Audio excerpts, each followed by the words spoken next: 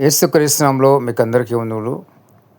ప్రతి ఒక్కరు కూడా రాత్రి నిద్రపోయే ముందు ప్రార్థన చేసుకొని నిద్రపోండి. ఎందుకంటే ఏ సమయంలో ఎటువంటి విపత్తు వస్తుందో మనకు తెలియదు. ఏ సమయంలో భూకంపాలు వస్తున్నాయో మనకు తెలియదు. ఏ సమయంలో మరి తుఫాన్లు వస్తాయో మనకు తెలియదు. కాబట్టి రాత్రికాల సమయంలో పడుకునే ముందు మరి ప్రార్థన చేసుకుంటే కనుక దేవుని కాపుదల భద్రత, ఆయన దూతల హస్తం మనకు తోడు ఉంటుంది.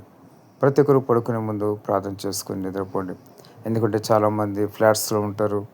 మరి ఏదైనా భూకంపం వచ్చిందంటే వాళ్ళకి ఏం చేయాలో కూడా అర్థం కాని పరిస్థితి. కిందకి దిగే లోపల భూమి బహుగా కంపిస్తూ ఉంటుంది. కాబట్టి ప్రతి ఒక్కరు కూడా జాగ్రత్తగా అప్రమత్తంగా ఉండండి.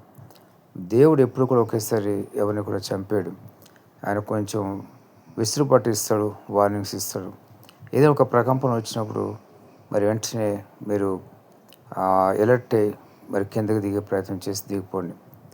కొన్నిసార్లు ఇదేముంది చిన్న మరి కంపంలే భూకంపం లాంటిదే, ఏదో ప్రకంపం వచ్చింది అనుకోవటానికి లేదు. కొన్నిసార్లు దేవుడి హెచ్చరికలు ఉంటాయంటే దేవుని యొక్క మరి ఆయన యొక్క వెసులుబాట్లు మరి రకరకాలుగా ఉంటాయి. కాబట్టి గమనించండి. గమనిస్తే మీకు అర్థమవుతుంది. మరి ఎవరైనా సరే రాత్రుల్లో ఒకరు మెలకువగా ఉంటే ఇంకా మంచిది. ఎందుకంటే రాబోయే అన్నీ కూడా భయంకర భూకంపాలే. మరి అంత్య దినాలు ఉంటున్నాయి కాబట్టి ఇంటికి ఒకరు మెలకువ ఉండి ప్రార్థనలో గడుపుతుంటే కనుక దేవుని సన్నిధి తోడు ఉంటుంది. దేవుని కాపుదల కూడా సమృద్ధి ఉంటుంది. ఒకవేళ ఏదైనా జరగబోయే విపత్తు ఉంటే దేవుడు ముందుగా బయలుపరుస్తారు వాళ్ళకి. దాన్ని బట్టి మీరు మెలకువగా ఉండి మరి తప్పించుకునే మార్గాన్ని ఎంచుకోవచ్చు. దేవుడు కూడా బయలుపరుస్తాడు. అందుకని చిన్న ప్రకంపన వచ్చిందంటే దేవుడు ఒక అలర్ట్ ఇస్తున్నాడు. బాబు జాగ్రత్త పడండి, మీరు సురక్షిత ప్రాంతాలకు వెళ్ళిపోమని అదొక అలర్ట్. కాబట్టి ఎవరైనా సరే ఫ్లాట్స్లో ఉన్నారు ఆ విధంగా ఆ అలర్ట్ని మీరు గమనించి సురక్షిత ప్రాంతాలకు వెళ్ళిపోండి. మరి దేవుడు సహాయపడతాడు, ఖచ్చితంగా తప్పిస్తాడు.